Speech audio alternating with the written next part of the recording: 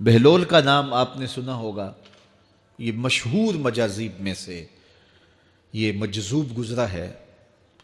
دریائے دجلہ کے کنارے اکثر گھومتا رہتا تھا اور اس کی ادائیں نرالی تھی۔ مجذوبوں کے رنگ اپنے ہوتے ہیں، سادیہ نزدیک رائے عاشقاں، خلق مجنو نندو مجنو آ کے لست۔ تو لوگ انہیں بے وقوف کہتی ہے، لیکن اہل عقل اور اہل تصوف انہیں دانا کہتے ہیں۔ اس لیے بہلول دیوانہ کہا جاتا تھا، لیکن بہلول دانا کہتے ہیں اہل خرد، کہ اصل حقیقی عقل تو ان کے پاس ہیں جو در محبوب تک پہنچ گئے۔ راس الحکمہ تے مخافت اللہ، حکمت اور دانائی کا سر چشمہ اللہ کا خوف ہے۔ تو جس کو اللہ کا خوف جتنا زیادہ ہوگا وہ اتنا زیادہ دانا ہوگا۔ تو یہ لوگ اسی راستے کے مسافر ہوتے ہیں، اور کسی تجلی کے وفور سے شیشہ عقل ٹوٹ جاتا ہے تو پھر ان کی کچھ حرکتیں غیر مرتب ہو جاتی ہیں، تو لوگ سمجھتے ہیں یہ دیوانے ہو گئے ہیں۔ اصل تجلیات کے وفور سے ان کے ہوش ٹکانے نہیں رہے، لیکن ان کے دل پر وہی تجلیات منعکس ہوتی رہتی ہیں، تو انہیں دیوانے کہہ دیا جاتا ہے، لیکن حقیقت میں یہ دانا ہوتے ہیں۔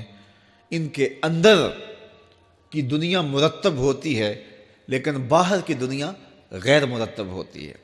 اٹھنے بیٹھنے کا کبھی پتہ نہیں ہوتا، کھا لیا تو لے لیا، نہیں کھایا تو دو دو دن گزر گئے۔ پہننے کو کچھ میسر آ گیا تو ٹھیک ہے، نہ میسر آیا تو کئی کئی دن گزر گئے۔ تو ان کو اپنے ظاہر کا خیال نہیں ہوتا، ان کی نظر مشاہدہ جمال پہ ہوتی ہے، اور پھر یہ دنیا سے اور اپنے آپ سے بھی بے گانے ہو جاتے ہیں، اور لوگ انہیں دیوانہ کہہ کے پکارتے ہیں۔ میں دریائے دجلہ کے کنارے حضرت سری سختی کے مزار پہ حاضر ہوا تو حضرت جنید بغدادی اور حضرت شیخ شبلی کے مزار پہ، حضرت ذوالنون مصری کے مزار پہ اور دیگر مزار، یہ سارے دجلہ کے کنارے واقع ہیں۔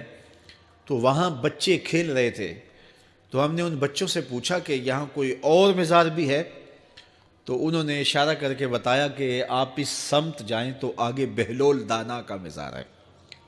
تو شوق تھا تو ہم وہاں گئے، تو بہلول دانا کا مزار تھا، باہر لگا ہوا تھا بورڈ، تو شکستہ سا مزار تھا، ہم اندر داخل ہو گئے۔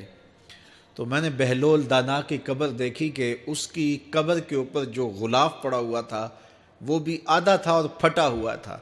میں نے کہا فقیروں کی جو علامتیں ہوتی ہیں وہ مرنے کے بعد بھی پائی جاتی ہیں، آج بھی مجذوبیت کا رنگ اس کی قبر پہ نمایاں ہے۔ اور میں نے دوستوں کو کہا جو میرے ساتھ تھے، میں نے کہا دیکھو کو جو ہوتے ہیں نا مجذوب، بعض کا کپڑے بھی واجبی ہوتے ہیں ان کے اوپر، تو یہ دیکھیے کہ اس کا غلاف بھی جو ہے وہ آدھا ہے اور وہ بھی جگہ جگہ سے پھٹا ہوا ہے، تو اس کی قبر بھی اس کے جذب کی کہانی سنا رہی ہے۔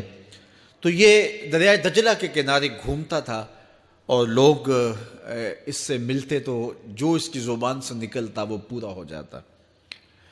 تو ایک دن دریائے دجلہ کے کنارے یہ گھوم رہا تھا کہ ہارون رشید اپنے مکان کی، اپنے محل کی چھت پہ ٹہلتے ٹہلتے بہلول کو دیکھتا ہے، تو خادموں کو کہا کہ ذرا اسے میرے پاس حاضر کرو۔ شاہی حکم نامہ تھا، جو چھت کے اوپر خادم تھے انہوں نے اوپر سے ڈولی پھینکی اور نیچے والوں کو اشارہ دیا، انہوں نے بہلول کو پکڑا اور ڈولی میں رکھ دیا، اوپر والوں نے رسیاں کھینچ لی۔ 2 لمحوں کے بعد بہلول بادشاہ کے سامنے تھا۔ تو بادشاہ نے بہلول سے کہا کہ بہلول ایک بات تو بتاؤ، کہا پوچھئے، کہا آپ خدا تک کیسے پہنچے ہو؟ تو بہلول نے مسکرا کے کہا جیسے آپ تک پہنچا ہوں۔ علامہ اقبال نے جو مرد کلندر کی نشانیاں بتائی ہیں ان میں سے ایک نشانی یہ ہے، بات میں سادہ و آزادہ، معانی میں دقیق، کہ اس کی بات بہت لمبی اور لچھے دار اور گچھے دار نہیں ہوتی، سیدھی سیدھی بات ہوتی ہے لیکن سیدھی روح میں اترتی ہے۔ مختصر اور جامع کلام کا حامل ہوتا ہے اللہ کا بندہ۔ تو کہا کہ بادشاہ جیسے آپ تک پہنچا ہوں۔ تو بادشاہ کا تو خیال تھا کہ کوئی بڑی باریک بینی سے کوئی فلسفہ بتائے گا، لیکن یہ 2 لفظوں میں اس نے کہہ دیا جیسے آپ تک پہنچا. بادشاہ نے کہا میں نہیں سمجھا. کہا بات تو سادہ سی ہے, تیری عقل میں نہ آئے تو میں کیا کر سکتا ہوں. کہا حضرت آپ سمجھا دیجئے. تو بہلول نے کہا کہ حضرت میں خود آنا چاہتا تو دیوان خانے میں جاتا, درخواست لکھ کے لے جاتا, پھر جمع ہوتی, پھر کئی واسطوں سے ہوتے ہوئے آپ تک پہنچتی. آپ پھر مجھے وقت دیتے ملاقات کا, 6 ماہ بعد, سال بعد. اس وقت پہ میں تیار ہو کے ملاقات کرنے آتا.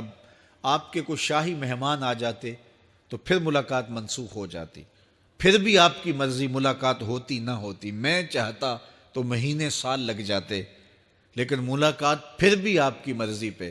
اور جب آپ نے چاہا ہے تو 2 گھڑیاں بھی نہیں لگی. تو کہا بندہ چاہے تو کروڑوں سال بھی بیت جائیں, اس کے قرب کی کوئی انتہا نہیں ہے, لیکن جب وہ چاہے تو 2 گھڑیاں بھی نہیں لگتی. مانا کہ محبت کے سفر میں ہر گام پہ 100 مشکل ہے, لیکن یہ سفر آسان بھی ہے اگر ساتھ تمہارا ہو جائے. تو کہا کہ قل ان کنتم تحبون اللہ فاتبعونی یحببکم اللہ, کہ اگر تم اللہ سے محبت کرتے ہو تو آسان طریقہ تمہیں بتا دیتے ہیں, میرے محبوب کی چوکھٹ پہ آ جاؤ. اللہ اکبر, جس کو تم ڈھونڈنے نکلے تھے وہ تمہیں وہاں مل جائے گا, اور تم اس سے محبت کا دعویٰ رکھتے تھے وہ تم سے محبت کا دعویٰ کرے گا. اور پھر جب تم اس کے محبوب ہو جاؤ گے تو پھر جو تم کہو گے وہ کیوں نہیں ہوگا, کیونکہ محبوبوں کی تو بات مانی جاتی ہے نا. یہ نظام الدین اولیاء علیہ رحمہ کو محبوب الہی کہتے ہیں نا. ان کا واقعہ بھی علماء نے یہ لکھا ہے, صوفیاء نے, کہ ان کے شیخ حضرت بابا فرید الدین گنج شکر رحمۃ اللہ تعالی علیہ ایک دن موج میں آ گئے اور کہا کہ نظام الدین محب بنو گے یا محبوب بنو گے. تو یہ بڑی خدمت کرتے تھے اپنی شیخ کی. تو کہا کہ محب بنو گے یا محبوب. تو کہا حضرت اگر اجازت ہو تو اپنی ماں کو نہ پوچھاؤں. اللہ اکبر, ان لوگوں کی مائیں بھی تو صاحب حال ہوا کرتی تھیں. تو کہا کہ اگر اجازت ہو تو اپنی ماں کو نہ پوچھاؤں کہ محب بننا ہے یا محبوب بننا ہے. کہا جاؤ تمہیں اجازت ہے. تو گھر کی طرف روانہ ہوئے. 1 دن کا سفر کیا. راستے میں ایک فقیر تھا مجذوب, جو راستے میں بیٹھا تھا, حالت اس کی عجیب سی تھی. تو یہ سلام کر کے گزرنے لگے تو وہ مسکرا کے بولا محب بنو گے یا محبوب. تو حیرت زدہ ہو گئے کہ اسے کیسے پتہ چل گیا, یہ تو میرے شیخ کا اور میرا راز ہے. تو رک گئے. کہا کہ حضرت اگر آپ بتا دیں تو بہت اچھا ہو. کہا نہیں نہیں, ماں سے پوچھو, جو وہ بتائے گی وہی بن جانا, اور اگر ماں نے نہ بتایا تو کل آ جانا, اسی وقت یہاں ملاقات ہوگی, پھر میں بتا دوں گا. خیر چلے, رات کو پہنچے, والدہ کی خدمت میں سلام پیش کیا, پاؤں دبائے اور کہا کہ شیخ موج میں آ گئے اور کہا محب بنو گے محبوب بنو گے. تو میں نے کہا ماں سے پوچھ لوں. تو میں اماں جی آپ سے پوچھنے آیا ہوں, راستے میں یہ واقعہ بھی ہوا.